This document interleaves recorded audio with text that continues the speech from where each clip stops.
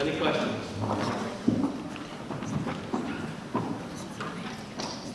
Surely we have some questions. Yeah, Tanya, in front.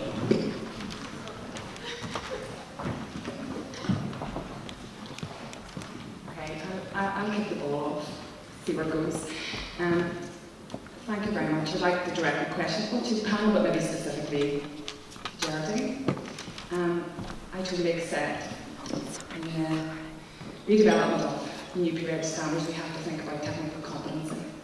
But I suppose how as a collective can we ensure that the underpinning values of nursing that make us unique, which we heard a lot about this morning, how can we ensure that those are really clear and explicit in whatever language? So it's a problem when you hear about the technical competencies without having seen the standards first, because I think you will see this very, very much in the standards and the way they're phrased. So lots of things coming from this morning's session about appreciation of person-centred care, about appreciation of individuals, their values, their beliefs, about non-discriminatory care, about compassion. That is all in there. The technical annexes really are sort of a fix so that the standards don't have to say, when you perform, such and such a procedure, you are able to do this, this, this, this, and this, because then that just makes a document that is automatic. So it's a sort of fix of saying, this is what the competencies are, and the attributes, and the caring elements, and the way you do things, the professionalism. But actually, these are the physical tasks that you need to have been taught in order to be safe in practice. So thank you for asking that question. Okay, thank you for that. Any other questions? So maybe I'll just follow up on that. To say to you, whenever the standards do come out for consultation, it's really important that you feed back to the NMC, because we're having this conversation and you haven't seen the standards yet because they're not available for public consultation. So it's important that when you're reviewing them, you remember the conversation that we've had today about person-centred practice in particular, and assure yourselves that that is reflected in the competencies. And I have been in the position where I'm sitting on the Future Nurse Sponsor Board, and I have the opportunity to feed things in as we go along. And I was there on Monday, and I still think there's a little bit of work to be done in that space. They're not, I don't think they're exactly right yet, but that's the purpose of the consultation, obviously, is to give everybody the opportunity to feed that in. So it's an important opportunity, and I suppose my plea to you is don't miss the opportunity, because this is future planning for our future. It's for the next generation of nurse to be able to provide the high quality care that we're talking about, which we know will look very different in the future. I think it's particularly pleasing to have seen the draft standards and to be able to say to you that it elevates the position, I think, of the graduate nurse to one of which is leading care, leading and shaping and setting the standard and making sure that that standard's met for the future. And I still think there is a little bit more tweaking that needs to be done in terms of, I suppose, thinking about the unique contribution that nursing makes to care. And I probably would like to see that reflected a little bit more in the document, but I think we'll get there with everybody's input. Thank you, Charlotte. Any other questions? Yes, good, at the back there. Rena. Hello, Rena Wallace. I am midwifery officer in the Department of Health. It's a question for Geraldine, really. It's just picking up on the preceptorship idea, Geraldine. Is that being seen as a sort of post-registration year where you sort of consolidate and develop, or is that, I suppose it's the contrast with the internship idea, which is, from what you said, was a pre-registration idea? I wouldn't say that the thoughts are particularly formalised around that yet, because in the range of people that we've spoken to, there are some people who think this should be a 4-year course. So What the pharmacists do is they get their degree after year 3, but then they have to find themselves an internship for a year before they're able to join the register. That's obviously something quite different for us at this point. I can see some attraction to that. And speaking as an ex-director of nursing, if I could have sort of kept my host students for another year and probably paid them a band 4 and given them lots of input and development, which I was doing anyway, and then steered them into the right jobs at the end, that would be quite attractive. I don't know whether I'd still be in that position though in 3 or 4 years' time, or if I was in an organisation that couldn't afford to do that. So I think there's a whole range of possibilities. I think the lightest touch would be we give some guidance about what that preceptorship year should include, which is doesn't go to the point of being standards, but actually is a little bit more, this is what the new standards are about.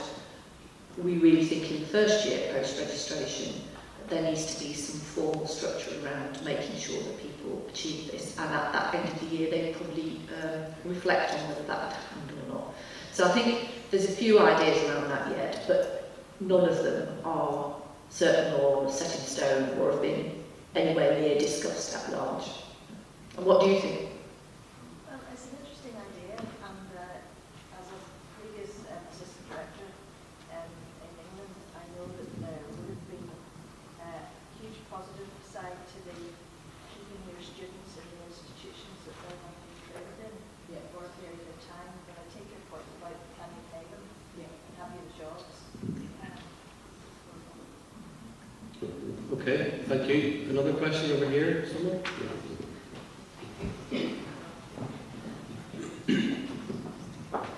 Hi, my name is Ruth Marks, Emergency Department Manager in Antrim Hospital. My question is regarding the education that's needed in the ED in particular, especially around the framework.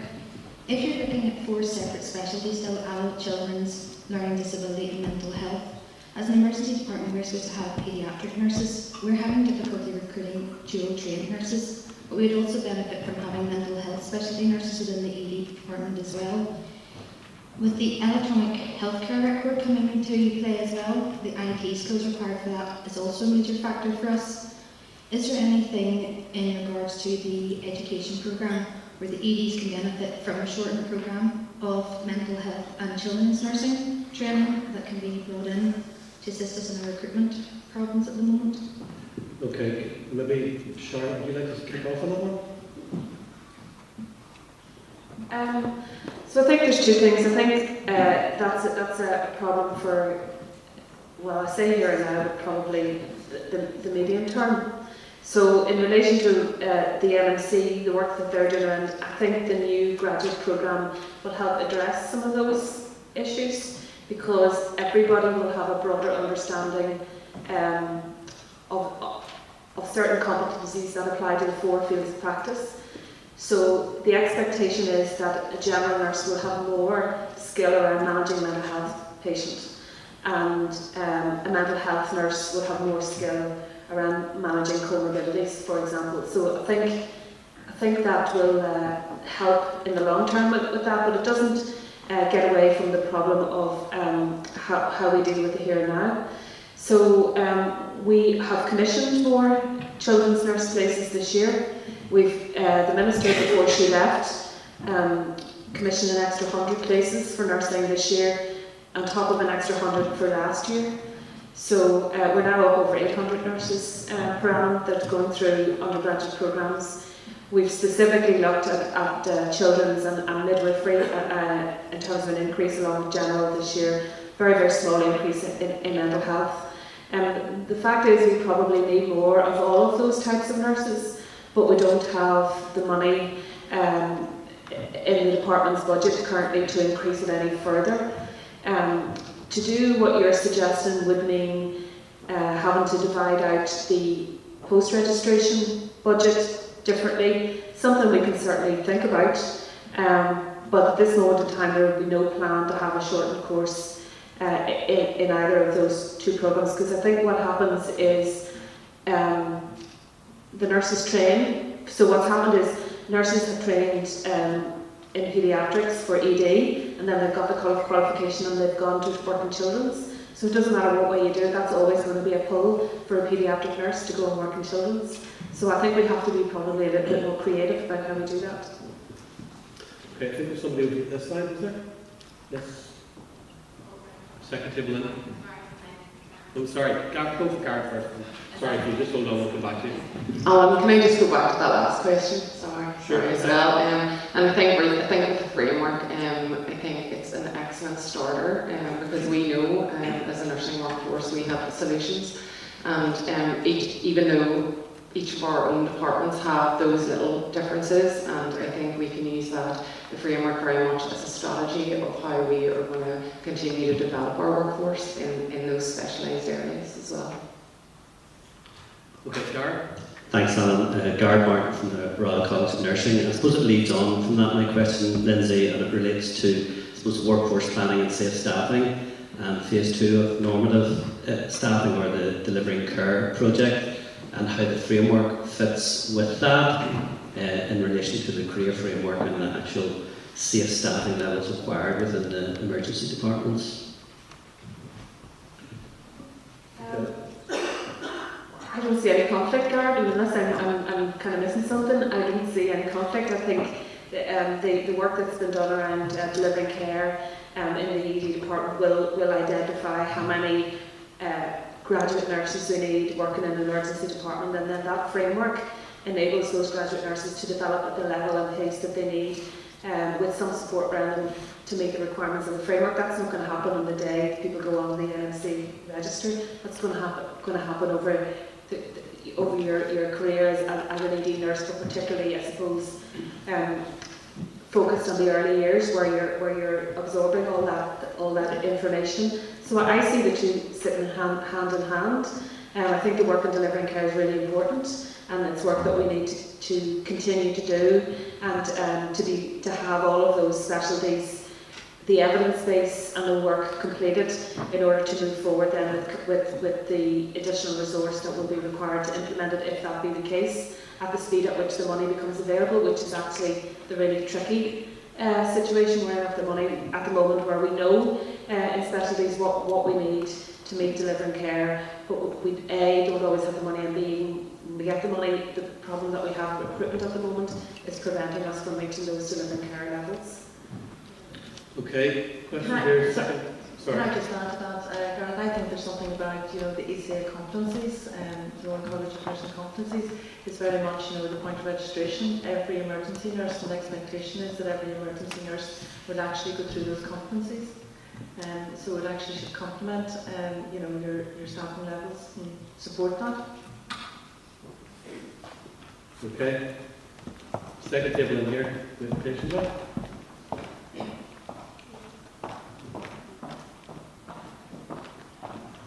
I'm Fernanda Gallagher, Tisha Bavila, the Legal Statistics. Vanilla, can you just keep your phone Sorry, close? sorry. So one of your slides you had said times are hard and times are hard, and I think frontline staff really feel that, and I think that they probably feel quite undervalued at times, and that is maybe not helped by the pay situation and maybe a few other things. And I was at a thing last week and they talked about Richard Branson and about that his motto was look after your staff, because if you have happy staff, they'll look after the customer. The staff are the most important thing. And I just wonder, should we take a different approach or a different look at how do we value our staff better? Okay, who would like to take that? Couldn't agree more. I think that's a responsibility for all of us. I think it's very much rooted in organisations. Certainly as a director of nursing, I felt it was very much my responsibility. And I would worry about them a lot, given what the climate is like at the moment. I think there's so much you can do at a sort of organisational level, but I think the sorts of things we've been talking about today are, what are the sort of big fundamental changes you need to make a difference in the future? Because actually at the moment you can do a few little bits of the housekeeping things, but actually in the end, my belief is you look after people by giving them more autonomy, by giving them more confidence, by empowering them more. And that is a long-term journey, and you have things that you need to do along the way to try and see people through that path. But I think it's the big strategic changes and the building of confidence which is actually going to put us in a better position in 10 years' time than we are now. But getting from A to B is where the challenge is, and this is where I think we've all got to work together on that and work out the best way of doing it. And I think for emergency nurses we did a lot of engagement about how staff would feel valued, and education and investment in their education was definitely came up top. There are lots of variables in it, and it goes back to Richard Branson again, train them well enough that they can leave, but treat them well enough that they want to stay, you know, so. Okay. Eileen, sorry, didn't see it. Eileen first. Lynn, I'll thank you for it. Thank you, Alan. I suppose it's just really a comment, and it's to tie together, you know, when we're talking about pre and post-reg training, we're talking about the excellent work that has been done around competencies and the professional framework for emergency care nurses. And to pick up on Finuala's point, and I suppose it's around supervision. And in terms of competency, in terms of support, and the work that Charlotte has commissioned within the region around how we are implementing supervision. Certainly with the changes in midwifery that we're all aware of, carrying on the very good work that's done in safeguarding, and actually how we manage the challenge of supervision for nursing as a much larger workforce. And I think that is absolutely critical work in terms of competency, support, and development and future-proofing of our workforce.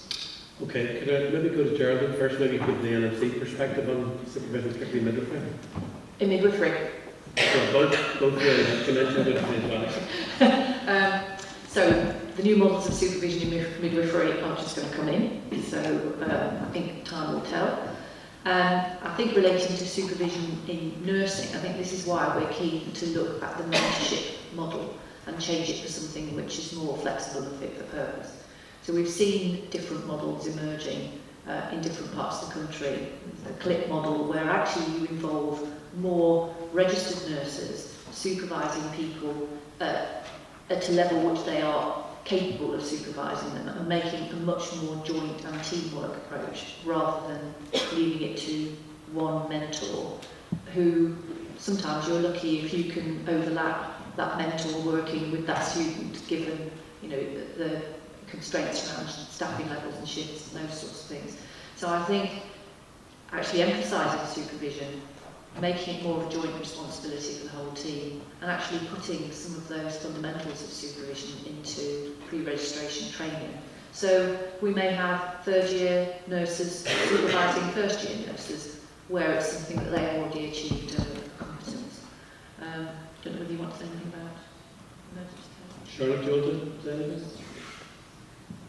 Well, you know, the policy position in supervision is that there is a requirement for every nurse to have 2 professional supervision sessions a year, and NIPEC are taking forward work to look to see what good lessons can we learn from midwifery and from safeguarding, and how can we standardise the supervision policy for all fields of practice across Northern Ireland. But I think for me it is a really important part of practice in terms of providing person-centred care for the nurse or the midwife, and to have that relationship with someone that you can go to talk with your experiences. But it actually is the basis on which we build safety and quality of care, and there is clear evidence from supervision and even from reflections that people have done for revalidation that is working, and that is an absolutely important vehicle to ensure that safety and quality of care continues, and where people have concerns, they can raise those concerns. So it ticks a whole lot of boxes for me, and I'm very keen that we would maximise the opportunity through this review of supervision. So I'll wait to see what comes out of that work. Okay, thank you. And then Lynn. Hi, my question's for Geraldine. Geraldine, my name's Lynn Fee. I'm the Assistant Director of Nursing for the Southern Trust. And I welcome some of the things that you've shared with us today, and I have to be very honest as well and say some of them caused me a degree of concern.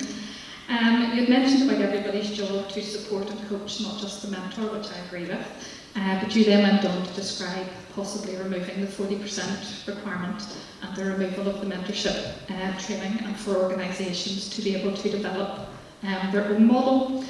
And I'm left wondering, is that more of a risk? You talked about vulnerability around learning and practice as our current position, and you also talked about not tying up everything in standards. But given that the NMC SLAP standards were really developed as a result of Kathleen Duffy's research into the profession's failure to fail those students who really shouldn't get through onto the register, I am left with that question: are we going down a route of increased risk?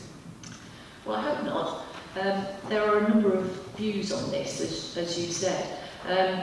See, the failure to fail, we're still getting that now with the situation we've got now, with the current mentorship model. So that has not been solved by the 40%. So actually, we're getting enough feedback that actually the SLAP standards haven't solved the problem of vulnerability in practice. At the same time, we're getting feedback from organisations who've implemented different models, and they are saying that those are more successful, which makes us think that perhaps we're being too restrictive around the standards. And what we need to do is encourage organisations to build models which work for them. I think there's always going to be vulnerability in learning practice. I really do. But I think you can make arguments on both sides. Now, in this, we have got groups of people who are feeding into this, who've done PhDs in mentorship. So we are trying to get input from the people who really know and have researched this a lot, but it's still going out for consultation.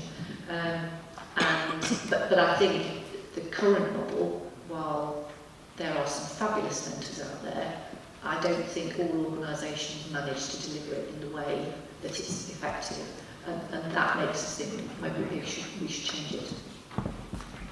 Okay, thank you. I'm just going to, if you don't mind, I'm going to call it a close because I know Geraldine has to catch a plane. And can we just thank our panel for their spontaneous answers? Thank you.